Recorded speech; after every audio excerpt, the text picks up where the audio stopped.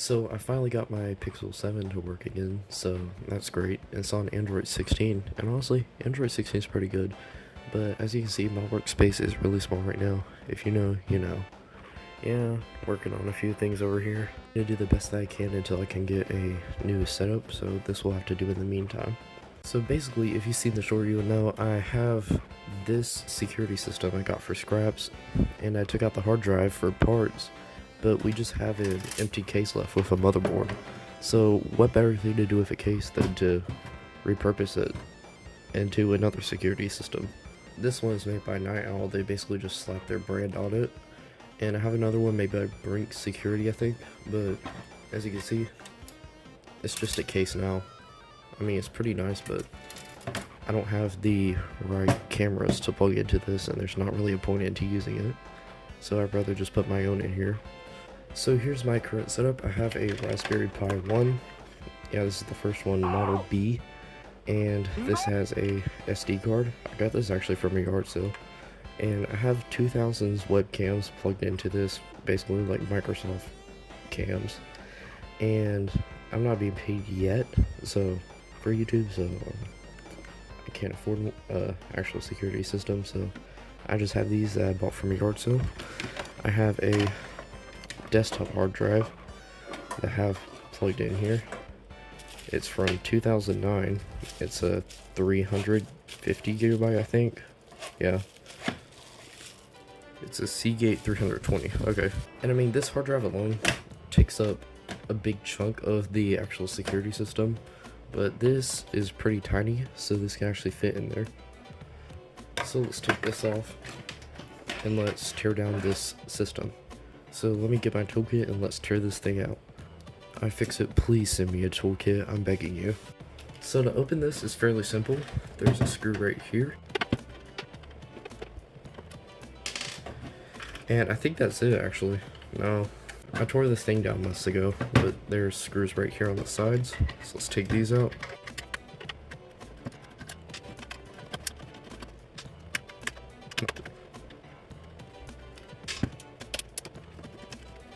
Okay, so now we should just be able to slide this off.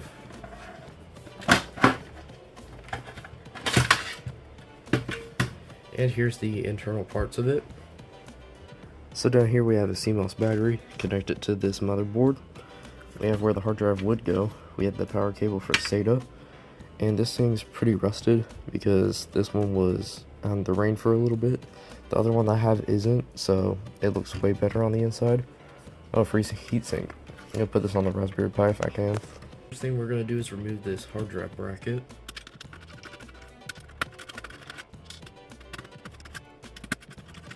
Now we can set this aside. I need to get these old hard drive screws out. Very rusted, if you can see that. Now we just take out the motherboard. I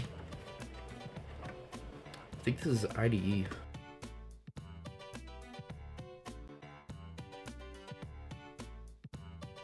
So first thing I'm gonna add in here is gonna be the hard drive. That fits perfectly. But we still need to plug in the connectors. I think we can just take these standoffs out and we just put it in sideways. Standoff number 1. Standoff number 2. Standoff number 3. And it fits. So next to this we should put the Raspberry Pi. And we should put the cable that runs alongside it. So this will sit over here. To hold the hard drive in place, I'm going to be using these 3M command strips. Perfect. Mount this Raspberry Pi. There's not many places to mount it because of this standoff right here. I can't remove it, but this will just have to kind of be snug right here with the actual case. And I don't really think that it's going anywhere. We can start connecting the power cables and the internet cable.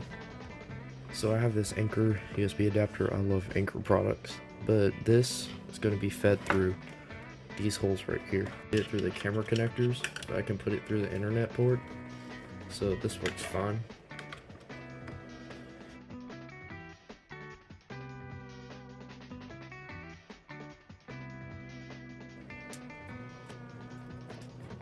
Now we can put this right here. Perfect. I just need another zip tie, and let's get this sort of lined it up. Right, that's done. While you weren't looking, I took the old heatsink off the old motherboard and I put in the new Raspberry Pi.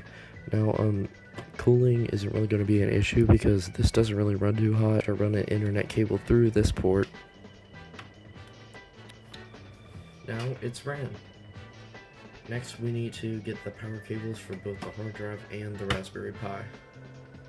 Now we need to get the power cables for both the Raspberry Pi and the hard drive. Okay, so now that that's done, we can put back on the lid, and we'll be done.